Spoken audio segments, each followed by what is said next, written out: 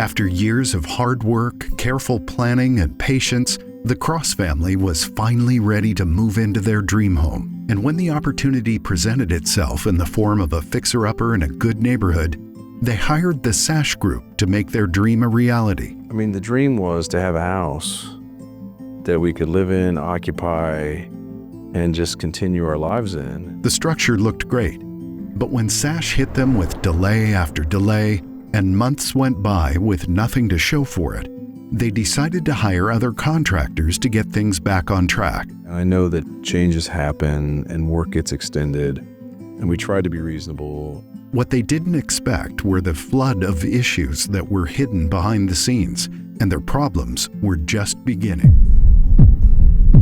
I think the worst part of it was, you know, he didn't care what he did to us, and he's done it to other people, and there's people scared to talk out against him. When the Cross family purchased their new home, they did so with a clear vision to create a spacious, family-friendly environment in a neighborhood they loved. The first-time home got a little bit smaller once we added a few more people to the family. Found this listing, saw it was close. It was listed for a pretty decent price. So I said, why not? Let's give it a shot. You know, let's go look at it. So we contacted our realtor and we made a bid on this house. We thought it was an opportunity chance to get more space for our family. The Crosses began the process of finding the right contractor for their remodel. And I asked everybody who came into the house could you or have you worked on a project of this magnitude? Because it wasn't just one room we were remodeling or two rooms. We were remodeling every single room in the house. After careful research and questioning of several companies and contractors, they decided to go with the Sash Group. One of the reasons that we decided to go with Sash Group was he said that he hired his own people, or he had his own staff of people that he worked with, and would not use a whole lot of subcontractors. He was on Mix 93, a local radio station here, and I know he's had TV advertisements and advertised in various ways through social media. So we thought he was credible. We thought he was good. After meeting with the Sash Group, they came up with a timeline for when their new home would be ready to move in. It was probably very early in the process that we noticed a few things, and nothing was that standout-ish, but over time it kind of accumulated.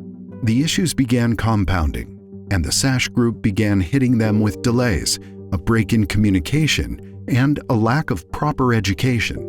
Educational decline is the biggest piece of it in terms of both trying to kind of mediate both of their decisions, but also saying, here's a better option, here's why this might not be the best option. And then also even to a point of potential materials used in the product, whether it be for construction, whether it be for finishes. It could also be construction type, construction technology as we call it. What is the best for their scenario? One of the biggest things that happened was we expanded this upstairs loft, we expanded the kids' bathroom upstairs, and he put in like ridiculously tiny sinks in the children's bathroom that are just like Playhouse tiny, hilarious size. And Jennifer was asking him to redo them, and he was just being angry and lashing back at her and saying, no, this is what you told us to do. Something that's extremely important right here, these two sinks, I'm not sure if they're designed as a vessel or if they're in countertop, but they're sitting right over the style of the cabinet. You can't have a sink over a stack of drawers. All of this would become essentially unusable space in there. And so as opposed to educating the homeowner on the implications of that, Sash apparently went through and just kind of went rogue and did their own approach, which now in turn created smaller sinks pushed all the way up against the wall that are almost unusable. I noticed there were no building permits. I see lots of caulking failing. Cabinet doors are made of MDF rather than a real wood. They're in a lot of wet locations, what we call, whether in kitchens, bathrooms. They're not suitable for those locations. If you come in down here, you can see where that MDF has already started to pucker and puff out, or it's gotten water underneath it. And that'll just continue to get worse. So here we can see the MDF, how it's just literally a fibrous dust in paper and how it is already broken off on this particular cabinet. This was a cabinet that was meant to flip out like this for a laundry basket. they would say something would happen by the next Friday. Well, it never happened by the next Friday. So, I tried to be lenient and give a couple days. I know not everything goes according to schedule with construction, but after what I seemed to be a fair amount of time, I would follow up, and they'd seem almost annoyed that we're asking, and then we'd be given another deadline, and sometimes they didn't follow up on that. So the deadlines just seemed to kind of keep getting pushed out. We told him we had to get it done. We contracted to get it done. We were paying him extra to get it done. It was just a comedy of errors. The Cross family was growing frustrated and concerned at the endless delays and the shoddy workmanship. On the surface, the house looks great. As you start kind of peeling back the layers and looking at the details, that's where things start to look maybe not so great. There was a subcontractor in the house working on the newel post for the stairs. What they were installing was not anything that I had picked out. No discussion on the style of newel post had happened, and it was kind of the last straw. We honored our contract with him. We paid him about $329,000, and we finally terminated his services on August 4th, 2023. The Cross family enlisted the help of an independent architect and a general contractor to get the job done right. But when they started digging, a well of issues sprang forward. This would be what's considered a king stud, which is a full height stud, goes all the way to the top. There would be another one underneath here called the jack stud, which is what holds this header up. Those three pieces work together to make a cohesive piece. You can see that those studs were chopped off at both of these openings, and this door was installed. So now all of a sudden what we have is this section of the house is starting to sag, because from here to here is nothing more than a cantilever, kind of a diving board wanting to come down. Same on this side from here to the end of that opening. Something that they've noticed over here on the exterior of the bedroom wall, they did some exploration and found that the headers were missing above these two slider windows, which need to be put back in place for load-bearing purposes. So what we see here, and we said downstairs, start to see pieces of the house moving, pieces of the house sinking. It doesn't have structural support. So if we come in here, we can start to see that. Just as was expected, a line radiating out from a corner of an opening. It's generally a 45-degree opening, generally consistent spacing in that crack for the bulk of it. So it tells us that this portion of the house is starting to move. One portion is starting to sink compared to the other. The fact that this all of a sudden doesn't come out here and have any kind of support means that this window has become structural, and it's in effect, it is holding up the second floor of the house, which is not a situation we ever want. This glass is too brittle to do anything like that. He didn't know what he was doing whatsoever. And once we started digging, toward the end of the time he worked for us, and then after, there's several complaints about him on the internet, and he didn't know basic things about construction. He didn't know how to frame doors and windows. And then he didn't know how to finish the drywall around doors and windows.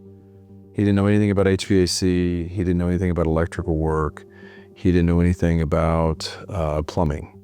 The shower does not drain. It's very evident when the water is sitting over here with soap and suds, it's living over in the corner. It is not draining to the drain.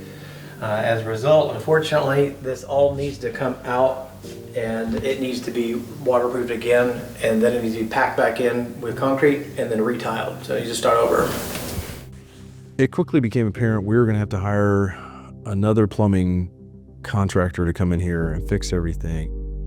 I had 6 to 8 different plumbing contractors come through here, and a lot of them wouldn't even bid it because it was so fouled up.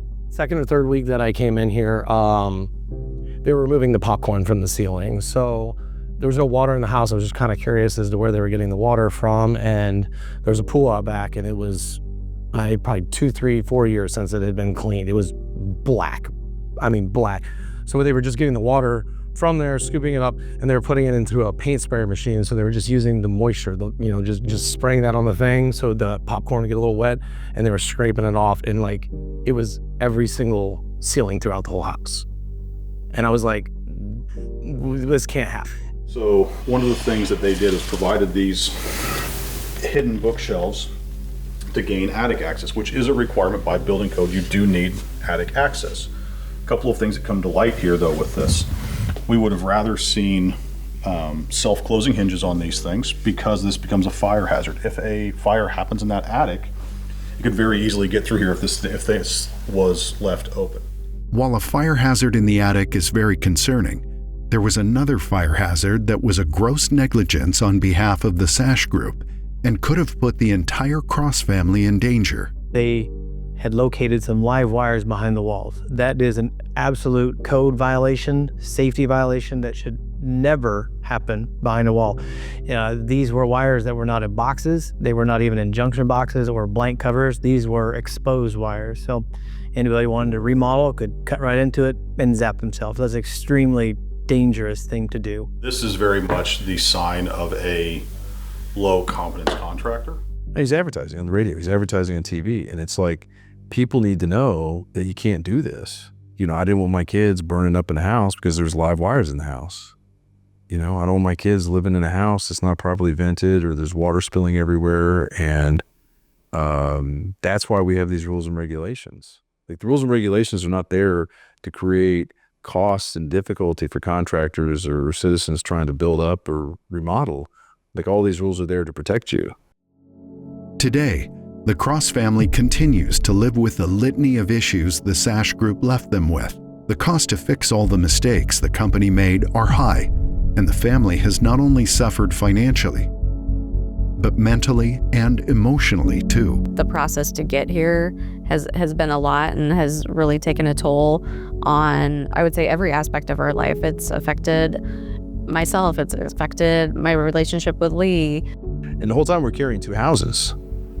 And it's just extremely difficult and costly to carry 2 homes, mow 2 yards, take care of 2 houses. So it's just embarrassing. Like, you buy a house you knew you had to fix up, but then you can't display it. It's not like it was going to be some trophy, but you can't display your house because there's still so many problems. And then the stress and strain it causes on a marriage. We lost a lot of money because of his lies. Due to the negligence, fraud, and lack of communication and education on behalf of the Sash Group, the Cross family is stuck dealing with the issues he left them in his path of carelessness. You can put a good coat of paint and skim coat on anything and make anything look good. I think that's exactly what you've got here. Is just really dressed up really nice on the outside, but I don't know what's on the inside of the walls. I don't see a general contractor's work. I see more of a handyman work. And for that reason, a lot of this work needs to start over. While they continue to pour money, time, and energy into fixing their home, they want their story to be a warning to others and to expose the Sash Group for what they truly are. It's just unfortunate that this had to happen, and I don't wish this on anybody else. I just really don't want anybody else to have to face this. It's not pleasant. I easily spent $100,000 to fix his problems. He held himself out as a general contractor. He said he was a general contractor in an email with Jennifer. He said he was fully insured. He said he was fully credentialed. Well, then he lied about certain credentials he did have. But he stole a good bit of the opportunity from us with his bad conduct, with his actions. And some of the other people he's harmed, they don't want to deal with him, and then he's angrily responded or even stalked some of them. I want to hold him accountable. If not me, then who?